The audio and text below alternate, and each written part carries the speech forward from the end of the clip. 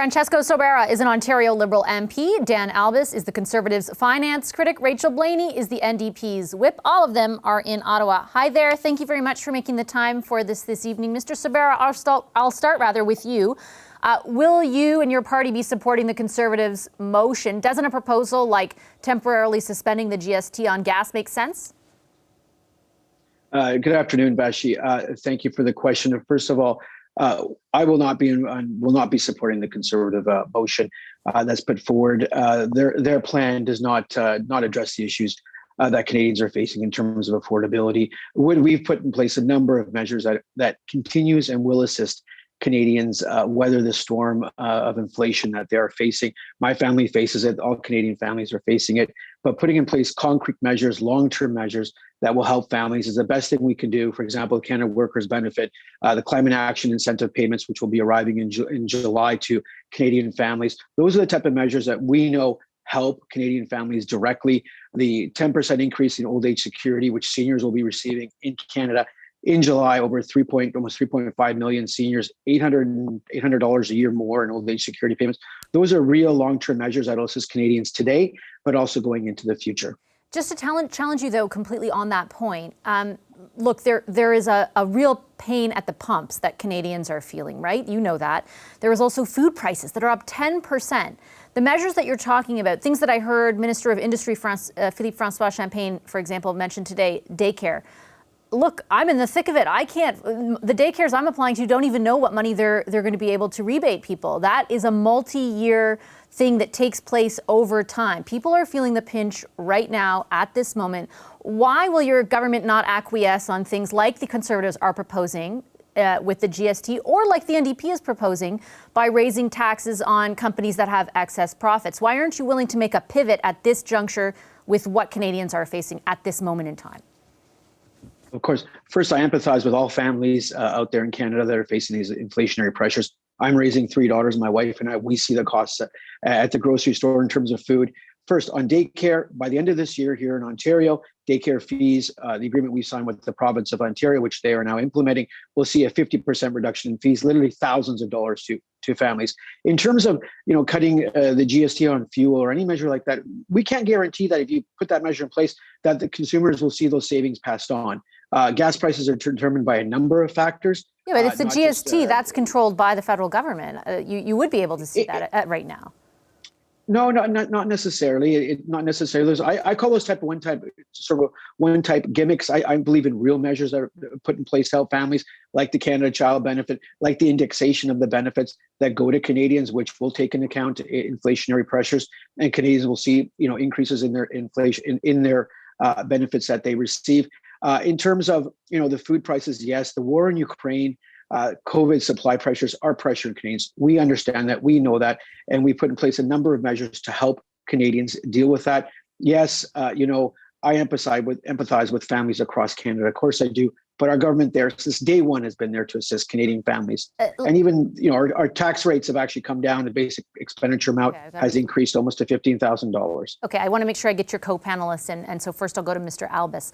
The point that Mr. Sobera is making is the measures, for example, that your party is proposing around a suspension of the GST for gas would be a gimmick. And in fact, it would be a small portion of a liter of gas, because a liter of gas costs a lot right now, on average more than $2 across the country. His government has put in things like daycare, which your party, the interim leader of your party said that your party would consider reversing. Does he have a point? So first of all, exempting products from GST, like groceries, is not a gimmick. We do that right now because we know that families and seniors on fixed incomes will be hurt the most. So it's certainly not a gimmick to say, let's extend the same kind of treatment to gas during an inflation crisis, and the same for things like home heating or home electricity. That protects families, so it's not a gimmick. Second of all, Mr. Sobera, love him like a brother, but he has not been completely upfront. Many of the measures he's talking about will take effect months down the road because it lags inflation. People are struggling now. You've said that point yourself, Vashi. Everyone's talking about gas prices. Everyone is talking about grocery inflation, the highest since 1981, where we had another divisive, liberal, big spending government, prime minister named Trudeau. So the last thing I would say is the NDP is talking about adding new taxes to gasoline. That will actually not only increase the price of gas because gas companies will pass that on, it'll actually do what Doug Porter and other economists, he's the chief economist of the Bank of Montreal, has said. If inflation becomes entrenched, if there is a feedback loop, it will make it harder and harder for everyone because the Bank of Canada is already having to contend with Justin Trudeau's out-of-control spending. So what we're saying is give people a break at the pumps. Yes, it doesn't necessarily make everyone better off right away, but those simple little things this government has had a tin ear to, and rather than trying to remake the system as the NDP says, what we're asking is for pragmatic, simple things that will help today. I take your point on that, and I'll get Ms. Blaney to weigh in a second on what you're saying about their proposals. But with that, what they're asking is for a tax that looks at excess profits from things like oil and gas companies. I know you say that they're going to pass that on to consumers, but isn't that inherently wrong? Like, there is some culpability there as well. And shouldn't your party be supportive of measures that force them to be more responsible in this respect? They play a role in all this too. It's not all about the government. So first of all, if there's any kind of collusion, absolutely Conservatives will call that out, and the government needs to take action on that. But what we're talking about is the same thing they're doing with banks right now. Banks are expecting to give their shareholders dividends. When you add their cost, they simply say, we'll just add user fees, we'll close rural banks, Vashi. That's how they respond to that. They let people go. If you think it's any different with the oil and gas sector, they have already been hard hit by the policies of Justin Trudeau.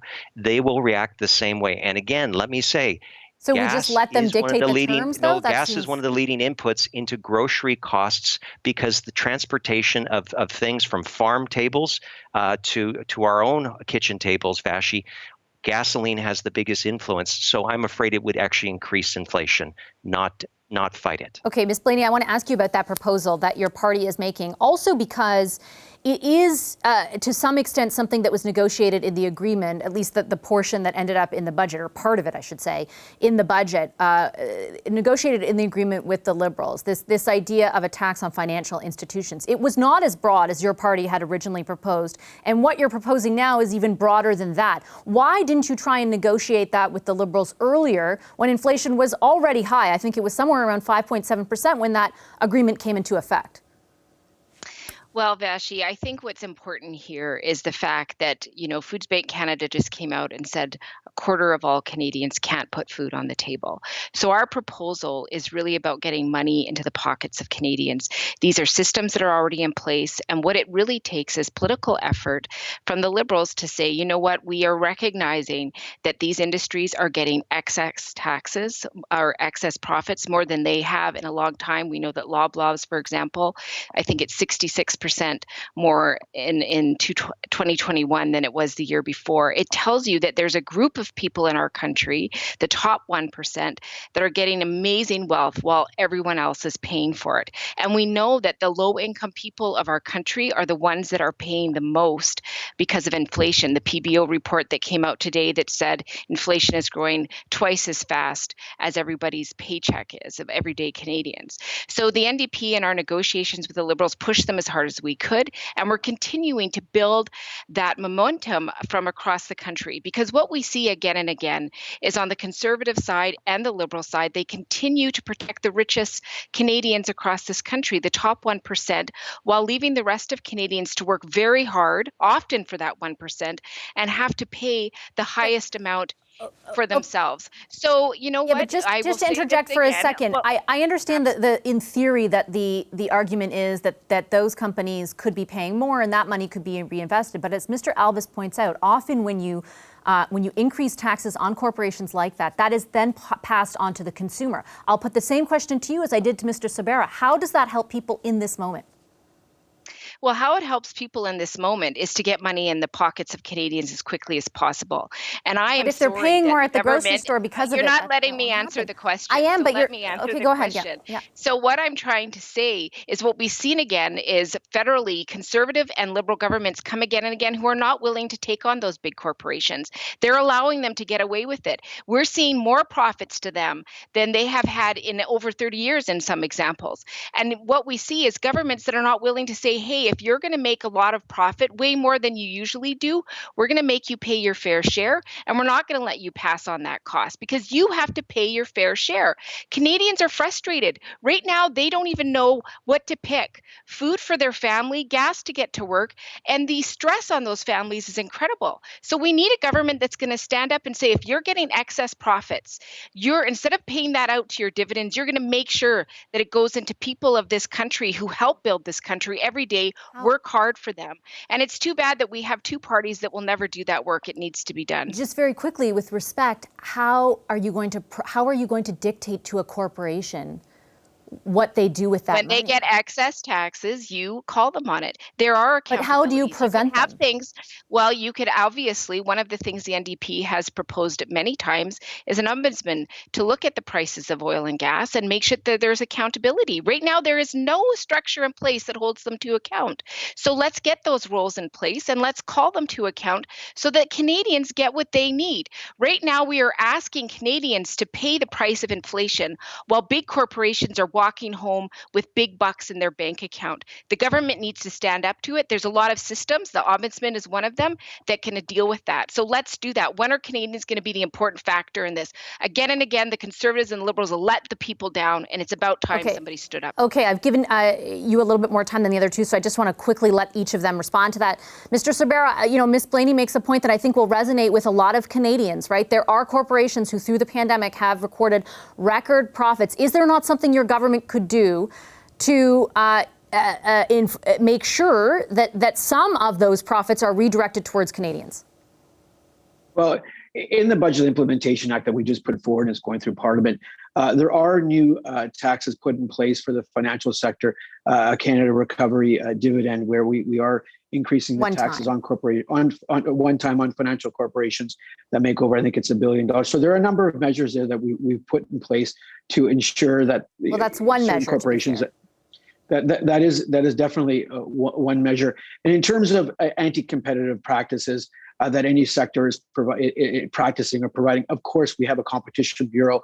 We've actually a number of measures in our budget, strengthening the competition bureau, giving it more teeth, increasing the fines, looking at a number of practices. That's actually also going through Parliament at this time. So we are addressing that. But just to say, we're going to impose a bunch of new taxes on a bunch of various sectors of the economy, I don't think that's helpful. We've actually recovered 116% of the jobs from the pandemic. Our unemployment rate is at 5.2%. We are, the economy is going well, but we also know we have another of what are called exogenous factors, outside factors that have impacted Canada and the rest of the world, i.e. COVID and then a war in Ukraine. But we are fundamentally, at the end of the day, need to help Canadians. And a number of the policies that we've put forward and have implemented are helping Canadians. And Mr. Albus, I'll give the final word to you. Mr. Sobera brings up the point of sort of external factors. Your party has very much characterized this as quote unquote just inflation. Look, UK 9%, US 8.3%, Italy 6.9%. Certainly there are many other countries who are seeing the same rise in consumer prices. Is it accurate to be pinning this all on the government? So the governor of the Bank of Canada actually wrote to the Finance Committee and said the carbon tax is inflationary. The parliamentary budget officer said that Mr. Trudeau's deficit spending was actually inflationary. It wasn't all going towards pandemic. It's a portion. And so there's lots of things, including the doubling of house prices, that are specific to Canada. So while there are external pressures, I'm not going to deny that there's not supply chain issues, but there's a lot of things that Mr. Trudeau could do. But look, the United States is where they're opening their strategic reserves, $16 billion package to help people with gas in Germany. The UK is taking action on gas prices through changes to their gas tax, and it's considering more. This prime minister has done nothing to help people in real time. The problem we have, as Mr. Sobera points out, daycare may be useful for many people, but in my province, when I speak to my provincial counterparts, they say they're years away from $10 a day daycare.